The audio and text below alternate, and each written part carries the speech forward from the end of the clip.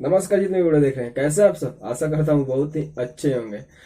बता दूं आपको कि जिस सॉन्ग का ज्यादा आप इंतजार था वीडियो का, रेड लिपस्टिक का वीडियो, तो आप लोग बहुत ही प्यार दुलार दिया। इसके लिए कुछ कहना नहीं है। जिस चैनल पर व्यूज रुका हुआ था, जिस चैनल पर चल नहीं रहा था, आप तो खुद जानते हैं खेसारी लाल यादव जिस चैनल के माध्यम से कोई भी ऑडियो वीडियो इसी तरह गा दें तो साला धमाल ही मचा ही देगा।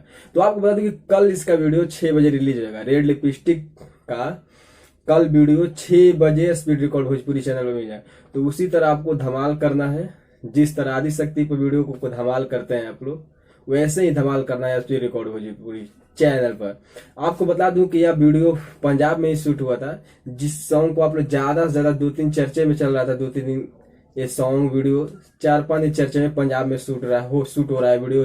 भोजपुरी हिंदी सब रिमिक्स है। तो हाँ, तो सही में तो आप ऑडियो तो खुद सुन लिया था, बट वीडियो बहुत जल्द कल सुबह यानी 19 तारीख को कल सुबह 6 बजे आपको वीडियो देखने को मिल जाएगा। तो आप लोग कितने लोग एक्साइटेड हैं वीडियो को देखने के लिए, कमेंट बॉक्स में कमेंट अपने जरूर कीजिए।